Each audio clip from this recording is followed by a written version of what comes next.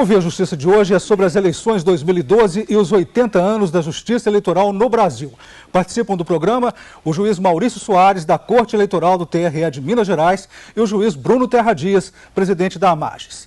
Quais são as adversidades vividas pela Justiça Eleitoral ao longo de sua história? De se lembrar que no Brasil, de 37 a 45, durante o Estado Novo, a Justiça Eleitoral foi suprimida. As principais adversidades. Na verdade, o controle das eleições não é judicial na imensa maioria dos países. O Brasil é praticamente uma exceção no concerto das nações. As adversidades começam, sim, com o Estado Novo, getulista, mas as adversidades elas não cessam, porque, na verdade, na medida em que se progride institucionalmente e politicamente, novos desafios vão surgindo. E a cada desafio corresponde uma nova situação de conflito que tem que ser composta. Por exemplo, agora mesmo, nestas eleições, nós temos duas situações muito importantes. Lei de ficha limpa, né, e certidão de quitação eleitoral, que são crepitantes, são temas crepitantes, são desafios ferrenhos. Mas nós tivemos também o processo ditatorial, né, de 1964 a 1985, nós tivemos nesse período a negativa da assunção de um presidente eleito, ainda que em colégio eleitoral, que foi Pedro Aleixo. Nós tivemos a situação de eleições dificultosas, no mínimo. Tivemos a situação de senadores biônicos em 1978. Tudo isso são desafios que desaguam na justiça eleitoral, mas que, antes de mais nada, são desafios à consciência política da nação. Vamos ver agora a opinião popular em Belo Horizonte sobre a justiça eleitoral brasileira. Eu acho um processo muito lento, onde vários candidatos que foram impugnados, que tiveram problemas nas outras eleições, ainda estão podendo ser candidato e a gente não sabe quem tá certo, quem que não está. Na verdade, falha muita justiça, não tem muita coerência aí. Eu acho que ela está conduzindo muito bem o processo eleitoral. Está conduzindo, cada vez evoluindo mais. Eu acho que a justiça eleitoral ela precisa de determinadas reformas, sim, né? Determinados projetos para melhorar, porque eu acho que ainda há muita corrupção. Atualmente o pessoal está mais voltando por obrigação do que por gosto mesmo. Precisa também de outras reformas, principalmente essa poluição visual na cidade. Eu acho que precisa de mais rigor em relação a isso. Precisa, e muito, porque ela é muito morosa.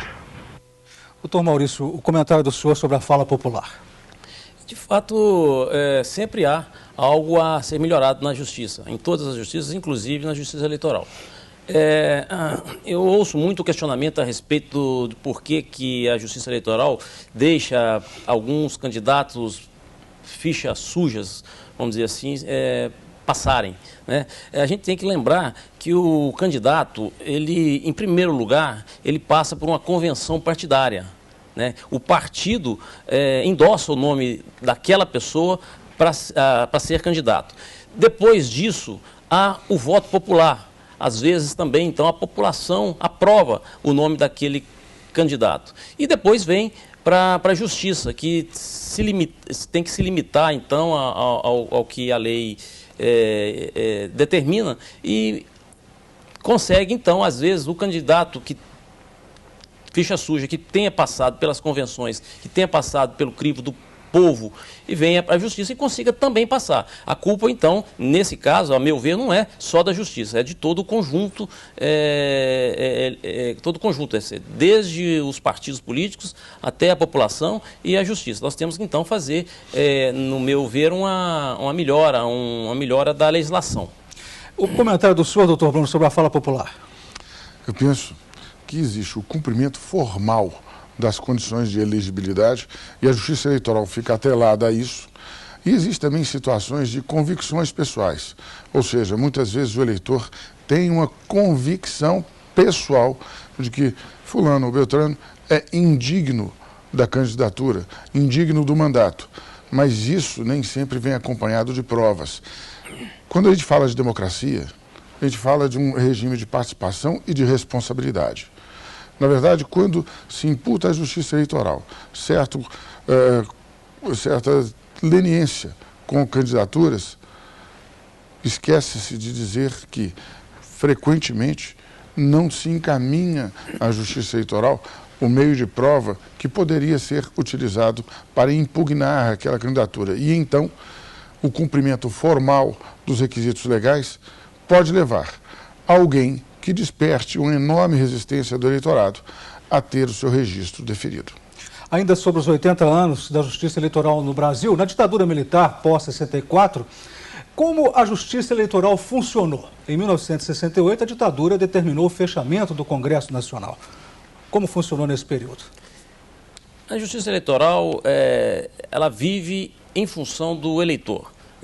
Quando o eleitor tem cerceado o seu direito, a Justiça Eleitoral também reduz a sua atuação. A Justiça Eleitoral, ela trabalha com esse momento cívico de votação. E o período do golpe, depois do golpe de 64, houve então esse cerceamento ao direito do eleitor, o que também cerceou a atuação da Justiça Eleitoral.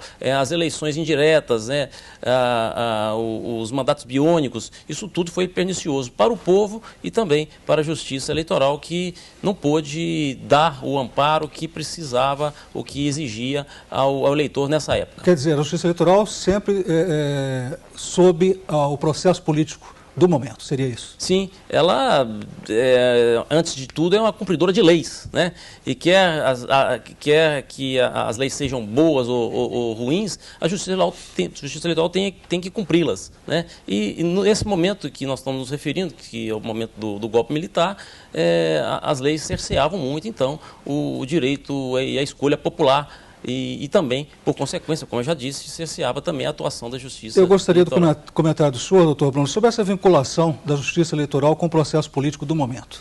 Sim, e falando de 1968 e falando de AI-5, nós vamos lembrar o quê? Não apenas a Justiça Eleitoral, mas o Poder Judiciário foi extremamente abalado. Basta lembrar que homens como Evandro Lins, Vitor Nunes Leal, Hermes Lima, foram apeados do Supremo Tribunal Federal e, na sequência, nomeados presidentes, 2 presidentes do Supremo simplesmente renunciaram ou se aposentaram por não concordar com aquele regime, ou seja, aquele regime que cerceou o cidadão, que cerceou não só na sua convicção eleitoral, mas com autênticos sequestros, torturas, mortes, desaparecimentos, fez isso também dentro do Poder Judiciário. E isso toldou a consciência cívica, isso impediu muita coisa de acontecer. E nós tivemos, então, um enorme atraso cívico-político desse período. Em compensação, chega-se ao movimento das diretas já, chega a abertura política em 1985, constituinte, e agora sim temos a condição de atendimento ao eleitor. O Via Justiça faz mais um intervalo e voltamos em seguida com o bloco final do programa.